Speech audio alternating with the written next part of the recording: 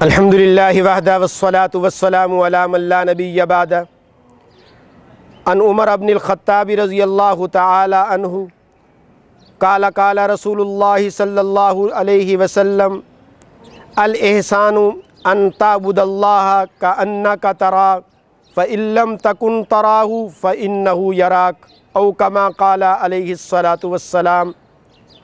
حضرت عمر بن خطاب رضی اللہ تعالی عنہ نبی کریم صلی اللہ علیہ وسلم کا ارشاد نقل فرماتے ہیں کہ آقا صلی اللہ علیہ وسلم نے احسان کی تعریف کرتے ہوئے ارشاد فرمایا کہ تم اس طرح سے زندگی گزارو گویا تمہیں احساس ہو کہ میں اللہ کو دیکھ رہا ہوں، اور اگر یہ احساس نہ ہو تو کم از کم آخری درجہ یہ ہے کہ یہ احساس ہونا چاہیے کہ اللہ مجھے دیکھ رہا ہے۔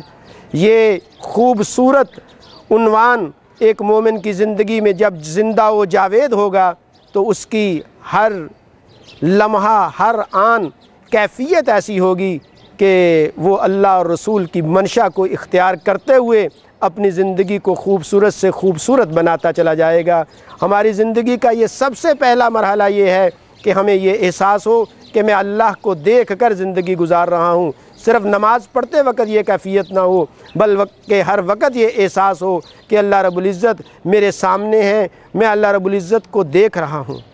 اور اگر ہر بندے کی یہ کیفیت نہ ہو تو کم از کم آخری درجہ یہ ہے کہ انسان کو یہ احساس ہو کہ میرا اللہ مجھے محبت سے دیکھ رہا ہے۔ اللہ حاضری، اللہ ناظری، اللہ ناصری، اللہ معی، یہ احساس ہو کہ اللہ مجھے دیکھ رہا ہے، اللہ میری مدد فرما رہا ہے، اللہ میرا حفیظ بھی ہے، علیم بھی ہے، علیم بذات الصدور بھی ہے۔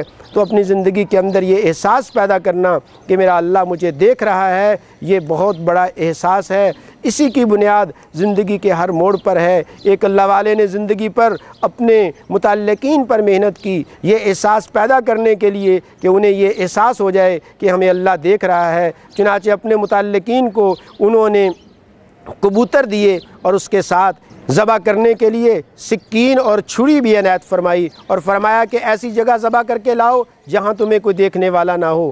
چنانچہ بہت سے لوگ ذبح کر کے جلدی آ گئے اور آ کر کہنے لگے کہ ہم نے تہ خانے میں ذبح کیا، ہم نے بالا خانے میں ذبح کیا، ایسی جگہ ذبح کیا جہاں کوئی دیکھ نہیں رہا تھا۔ لیکن ایک دیوانہ بہت دیر سے آیا اور زندہ کبوتر ہاتھ میں لے کر واپس آ گیا اور ذبح نہیں کیا۔ حضرت نے پوچھا کہ ارے تم نے ذبح ہی نہیں کیا؟ فرمایا کہ حضرت میں جہاں بھی گیا وہاں پر میں نے اپنے اللہ کو ساتھ پایا، ہر جگہ میرا اللہ موجود تھا، اور آپ کا حکم تھا ایسی جگہ ذبح کرنا جہاں کوئی دیکھنے والا نہ ہو۔ تو میرے بزرگوں اور بھائیوں بہنوں، ہم کو اپنی زندگی کا منشور یہ بنانا ہے کہ ہمیں اللہ دیکھ رہا ہے۔ جب یہ احساس ہوگا تو سارے گناہ چھوٹ جائیں گے اور ہر گناہ سے انسان کو نفرت ہوگی۔